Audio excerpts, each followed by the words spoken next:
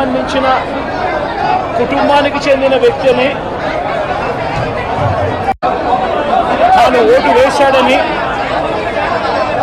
వైఎస్ఆర్ కాంగ్రెస్ పార్టీకి సంబంధించిన కుటుంబానికి చెందిన వ్యక్తిని అతి దారుణంగా కావాలని అదే పనిగా వేంపల్లెకు ఒక వెహికల్లో వచ్చి దారిలో పోతా ఉన్న పిల్లోడిని బైక్ ఆపి నిర్దాక్షిణ్యంగా కొట్టి హాస్పిటల్ పాలు చేస్తూ ఉంటే ఏమి సాధిస్తూ ఉన్నారు? ఇంతవరకు పులివెందుల్లో ఎప్పుడు ఇలాంటి సాంప్రదాయం లేదు. ఎన్నో ఎన్నికల్లో చూశాం, ఎప్పుడు పులివెందుల్లో ఇలాంటి సాంప్రదాయం లేదు. ఎన్నికలు అయిపోయిన తర్వాత ఓటు వేయని వారిని కొట్టే కార్యక్రమం ఎప్పుడు జరగల.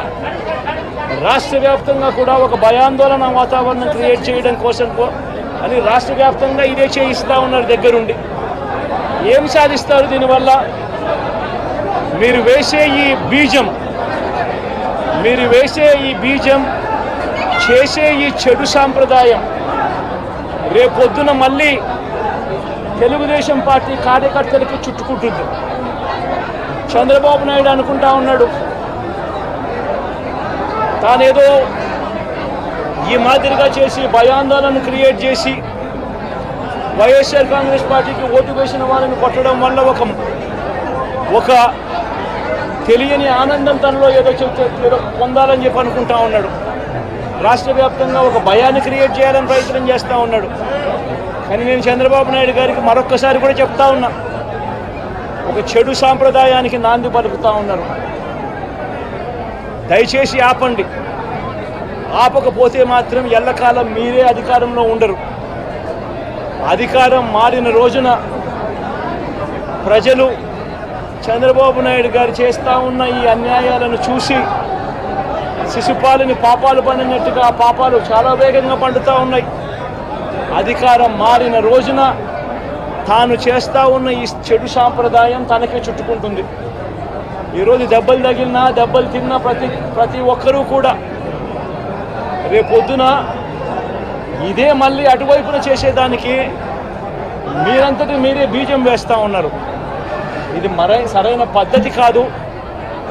నాయకులుగా ఉన్న మనలాంటి వాళ్ళని ఇలాంటివి ప్రోత్సహించాల్సిన పని ఎప్పుడు రాకూడదు, జరగకూడదు. దయచేసి చంద్రబాబు నాయుడు గారికి ఇప్పటికైనా చెప్తా ఉన్నా, చంద్రబాబు నాయుడు గారిని హెచ్చరిస్తూ ఉన్నాను, మరొక్కసారి మళ్ళీ హెచ్చరిస్తూ ఉన్నాను, ఇది కరెక్ట్ సాంప్రదాయం కాదు, దయచేసి దీన్ని ఆపమని చెప్పి.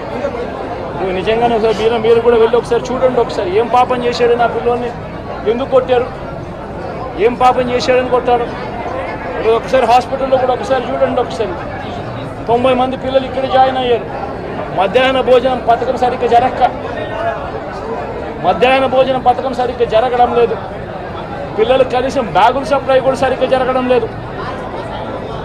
ఇచ్చేటోడు ఎవడు ఇవ్వడం లేదు సరిగ్గా ఏది వ్యవస్థ అనేది ఏది సరిగ్గా జరగడం లేదు.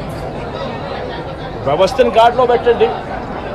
మీరు ప్రజలు మిమ్మల్ని ఏదైతే ఓటు వేశారో ఒక కారణం చేత మీరు ప్రజలు 10% మంది ఓట్లు, మాకు రావాల్సిన 10% మంది ఓట్లు మీకు వైపు డ్రిఫ్ట్ అయ్యాయి అని అంటే కేవలం మీరు చేసిన మోసపూరిత వాగ్దానాల వల్ల డ్రిఫ్ట్ అయ్యాయి. ప్రజలు మీ దగ్గర నుంచి ఎక్స్పెక్ట్ చేస్తూ ఉన్నారు. రైతులు అల్లాడిపోతూ ఉన్నారు, రైతు భరోసా అందక. పిల్లలు అల్లాడిపోతూ ఉన్నారు, పిల్లలు బడులు స్టార్ట్ అయ్యాయి, కానీ తల్లులకు అమ్మఒడి కార్యక్రమం ద్వారా వస్తూ ఉన్నది రావడం లేదు. తల్లులు ఎదురుగా ఆశగా ఎదురు చూస్తూ ఉన్నారు. వాళ్ళని చూసుకోండి. అక్క చెల్లెమ్మలకి ఇస్తామన్నారు నెల 1500 రూపాయలు, అది ఇచ్చే కార్యక్రమం చూసుకోండి. ఇంటింటికి ఉద్యోగం అన్నారు, ఉద్యోగం ఇవ్వకపోతే 3000 రూపాయలు ప్రతి ఇంటికి నిరుద్యోగ వృత్తి అన్నారు. ఆ పిల్లలందరూ ఎదురు చూస్తూ ఉన్నారు, మీరు ఎప్పుడెప్పుడు ఇస్తారు 3000 రూపాయలు నిరుద్యోగ వృత్తి అని. అది చూసుకోండి. ఇటువంటి ఏవి కూడా మంచి కార్యక్రమాలు ఏవి కూడా చేయకుండా రాష్ట్ర వ్యాప్తంగా భయాందోళన మాత్రమే క్రియేట్ చేసే దుర్బుద్ధిని చేసే దుశ్చర్యను ఆపండి అని మరొక్కసారి హెచ్చరిస్తూ చెప్తా ఉన్నాం. శిశుపాలను పాపాలు పండినట్టుగా వేగంగా జరుగుతూ ఉన్నాయి. తన పాపాలు పండడం అన్నది కూడా తను మర్చిపోద్దని సందర్భంగా మరొక్కసారి చెప్తా ఉన్నాం.